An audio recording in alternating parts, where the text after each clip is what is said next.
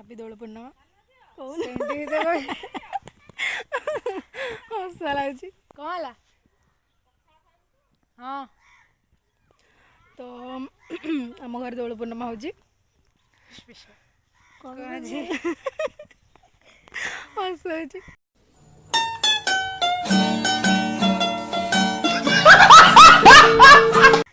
ଆମେ ଯିବୁ ଏବେ ଗାଧେଇକି ବାହାରିବୁ। ଆମ ନୂଆ ଡ୍ରେସ୍ ହେଇଛି, ମାର୍କେଟ ଯିବାର ଅଛି। କ'ଣ ବାଜିଗଲା? ଯିବିନି କମେ ବୋଲିବା ତ ମୁଁ ଦେଖେଇବି ଆଗକୁ।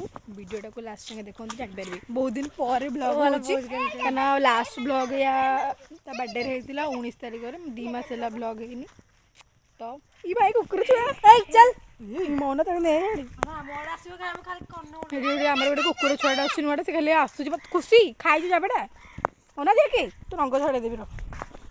ଗୋଟେ କୁକୁର ଛୁଆଟା ଅଛି ଏଇଠି ଦେଖନ୍ତୁ ପଛପଟେ ଅନା ଧୋ ଧୋ ଧୋ ତାକୁ ଧୋ ନା ଟାଣି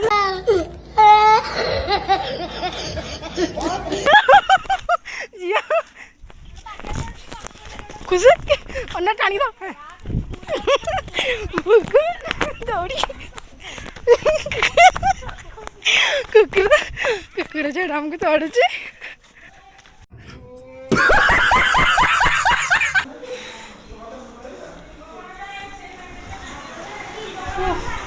କୁକୁର ଛୁଆଟା ତଡ଼ୁଥିଲା।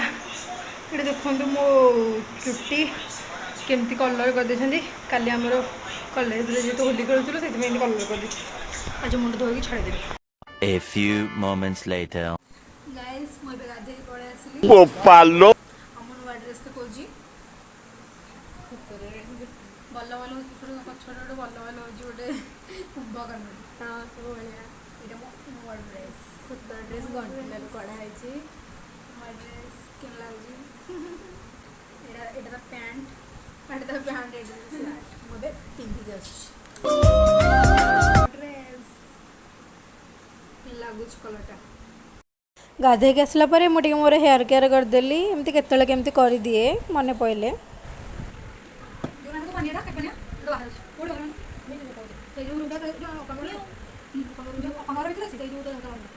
ତାପରେ ଇଏ ଆସିଲା ଟିକେ ଷ୍ଟାଇଲ୍ ମାରି ଦେଇକି ପଳେଇଲା। ଚିତା ପକେଇ ଯାଉଛୁ ଚିତା ତୁ ପକେଇ ପକେଇବୁ ଚିତା ପକେଇବୁ ଆସୁନୁ ପକେଇବୁ ଚିତା ପକେଇ କହୁଛୁ। ଖରା ଜୋର ହଉଛି। ଚିଣ୍ଟୁ କ'ଣ କହୁଛୁ? ଏଇ କୁକୁର ଛୁଆଟା ମୋତେ ସକାଳେ ତଡ଼ୁଥିଲା। ଆଜି କୁକୁର ଛୁଆ ଭଲ ଲାଗୁଛି। କ'ଣ କ'ଣ କ'ଣ କହ ଭାଷଣ ନାହିଁ କୁହ।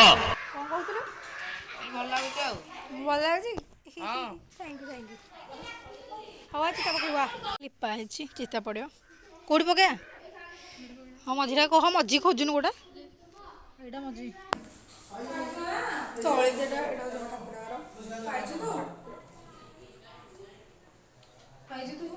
ପାଇଯିବୁ 100 ତୋର ଗୋଟେ ମୋର ଗୋଟେ ଧରୁନୁ ଭିଡ଼ୁନୁ ମୋ ହାତ ଉଠାଇଛି।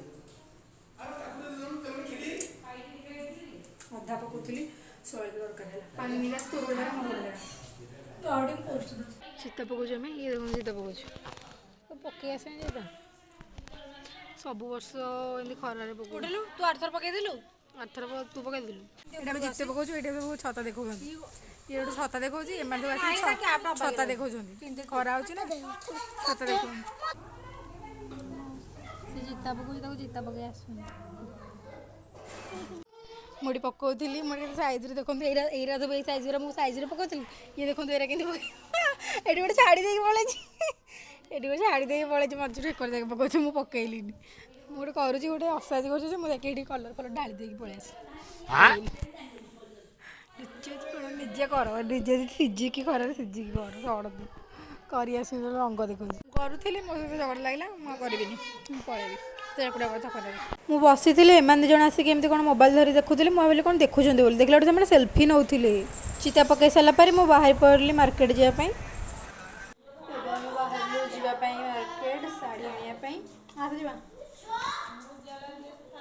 ଚିଣ୍ଟୁ ଚାଲ। ଇଏ ଦୁଇ ଜଣଙ୍କୁ ମୋ ବଡ଼ିଗାର୍ଡ଼ ଭାବେ ନେଇଥିଲି। ବୋଉ ଆସୁଛୁ। ଆଉ ଏଇଠି ଦେଖନ୍ତୁ ଆମର ପୂଜା ହେବା ପାଇଁ ଥୁଆ ହେଇଛି। ଆମେ ଏବେ ଛକରେ ଅଛୁ। ଆଉ ଛକରେ କେହି ବି ଲୋକ ନାହାନ୍ତି। ଖୁସି ଲାଗୁଛି। କାହିଁକିନା ସବୁବେଳେ ଲୋକ ଥାଆନ୍ତି ଦେଖନ୍ତୁ କେହି ଲୋକ ନାହାନ୍ତି ଜନଶୂନ୍ୟ। ଆଉ ଇଏ ଏଇଠି ମାଙ୍କଡ଼ ଭଳିଆ ଚଢ଼ିବାର କାରଣଟା ହେଉଛି କି ମୁଁ ଗୋଟେ ବଉଳ କୋଳି ଖାଇବାକୁ କହିଲି ତ ସେଥିପାଇଁ ତା ହାତ ପାଉନଥିଲା ସେ ମୋତେ ତୋଳିକି ଦେଲା। ବସ୍ ଆସୁନି ଆମେ ଜାଗାରେ ଛିଡ଼ା ହେଇଛୁ। କୋଉଠିକି ଯିବା କହ ଯେଠୁ କୋଉଠି ଯିବା କହ ସାଗର ତୁ ଶାଢ଼ୀ କିଣିବାକୁ ଗୋଟେ ଏକ୍ସପିରିଏନ୍ସ ଅଛି ନା। ଆମେ ଗୋଟେ ଯାଇଥିଲୁ ସାଗରକୁ ଯେ ମାନେ କ'ଣ ମାନେ ଯେଉଁ କଲର୍ ଦରକାର ଥିଲା ସେ କଲର୍ ଆମକୁ ମିଳିଲାନି। ଆଉ ଗୋଟେ ଶାଢ଼ୀ ହାଉସ୍କୁ ଯାଇଥିଲୁ ମୋତେ ଭଲ ଲାଗିଲାନି। ମାନେ ମୁଁ ଗୋଟେ ପ୍ରଥମ ଥର ପାଇଁ ଆସି ଶାଢ଼ୀ କିଣିବା ପାଇଁ ମୋତେ କିଛି ଗୋଟେ ଶାଢ଼ୀ ଭଲ ଲାଗୁନି। ମାର୍କେଟରେ ହୋଲି ବି ମିଳୁଛି। କଲେଜରେ ଫେୟାରୱେଲ୍ ଅଛି ତ ସେଇଥିପାଇଁ ମୁଁ ଯାଇଥିଲି ଶାଢ଼ୀ ଆଣିବା ପାଇଁ 5-6ଟା ଦୋକାନ ଦେଖିଲି ତଥାପି ମୋତେ କିଛି ବି ଶାଢ଼ୀ ଭଲ ଲାଗିଲାନି କ'ଣ ପାଇଁ କେଜାଣି। ତାପରେ ମୋତେ ଯେଉଁଟା ଭଲ ଲାଗିଲା ଆମ ଘର ଲୋକ କାହାକୁ ଭଲ ଲାଗିଲାନି। କ'ଣ ପାଇଁ ଅମୁଲ ତୁ କ'ଣ ପିଇବୁ କହୁନୁ କ'ଣ ପିଇବୁ ଲେଟ୍ ହେଲାଣି। ତାପରେ ଆମେ ଟିକେ କୋଲ୍ଡ ଡ୍ରିଙ୍କସ୍ ପିଇଲୁ ଆଉ ମୋର ଇଚ୍ଛା ହେଲା ଟିକେ ଘୋଳଦହି ପିଇବାକୁ ଯେ ମୁଁ ପିଇଲି ଦେଖନ୍ତୁ ମୋ ମୁହଁ ଫେସ୍ ରିଆକ୍ସନ୍ଟା କେମିତି।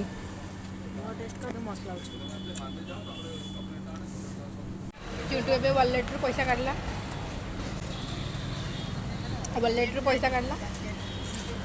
ଲାଷ୍ଟରେ ଆମେ ଗଲୁ ପାରସ ଆଉ ପାରସରୁ ହିଁ ଗୋଟେ ଶାଢ଼ୀ ସିଲେକ୍ଟ କରିକି ଆଣିଲି। ଫାଇନାଲି କିଛି ଗୋଟେ ନେଇପାରିବିନି ଲାଗୁଛି। ଫାଇନାଲି ଆମେ ଗୋଟେ ଶାଢ଼ୀ ବାଛିକି ଆଣିଲୁ ଭାରି ଏତେ ପୁରା ବାରେଣ୍ଟ ହେଉଛୁ ଆମେ ବୁଲି ବୁଲି। ତାପରେ ପଳେଇଲୁ ଟିକେ ଗୁପଚୁପ୍ ଖାଇବା ପାଇଁ ଆଉ ବିଶ୍ୱାସ କରନ୍ତୁ ଏଇ ଗୁପଚୁପ୍ଟା ବହୁତ ଟେଷ୍ଟି ଥିଲା। ଆମେ ଏବେ ଗୋଟେ ଗୁପଚୁପ୍ ଖାଇଲୁ ଯାହାର ଟେଷ୍ଟଟା ପୁରା ବଢ଼ିଆ ଥିଲା। କେମିତି ଲାଗିଲା ଟେଷ୍ଟଟା? ବହୁତ ବଢ଼ିଆ ତତେ କେମିତି ଲାଗିଲା? ପୁରା ଟେଷ୍ଟି ଲାଗିଲା। ଏବେ ଆମେ ଯାଉଛୁ ଘରକୁ। ଆମେ ଏବେ ଷ୍ଟାଣ୍ଡରେ ଅଛୁ ଘରକୁ ଯିବୁ। ମୁଁ ଏବେ ଖାଉଛି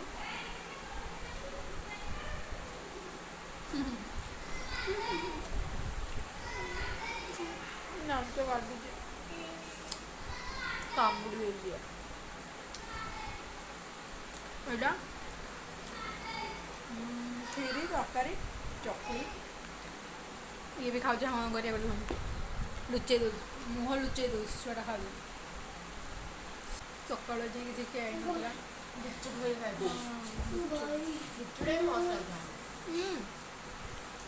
ତୁ ତ ଭାତ ଖାଇଯାଇଥିଲୁ ନା ଭାତ ସମ୍ଭାଳି ପାରିବି।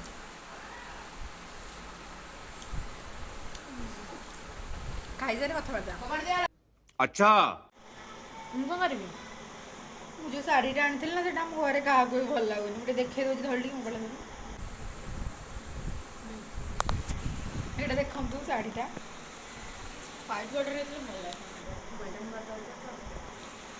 ଲାଗୁଛି କାହାକୁ ଭଲ ଲାଗୁନି ଆମ ଘରେ। ବାପାଙ୍କୁ ଭଲ ଲାଗୁନି କହୁଛନ୍ତି ଏଇଟା ଗ୍ରୁପ୍ ଶାଢ଼ୀ ବୋଲି ଲାଗୁଛି ମୋତେ ତ କିଛି ଭଲ ଲାଗିଲାନି। ମୋର ଦରକାର ଥିଲା ଭଲ ବର୍ଡ଼ର ବାଲା ଶାଢ଼ୀ ଯେଉଁଟାକି ମୁଁ ଏତେ ଦୋକାନ ଦେଖିଲା ପରେ ବି ପାଇଲିନି। ତାପରେ ମୁଁ ଘରକୁ ଏଇ ଶାଢ଼ୀଟା ଆଣିଥିଲି ଆଉ ଘରେ କହିଲେ ବାପା କହିଲେ କି ଏଇଟା ଗ୍ରୁପ୍ ଶାଢ଼ୀ। ସତରେ ଭଲ ଲାଗୁନି ଶାଢ଼ୀଟା ସତରେ ଭଲ ଲାଗୁନି। ମୋର ସୁନା ମୁଦିରେ ପହଞ୍ଚି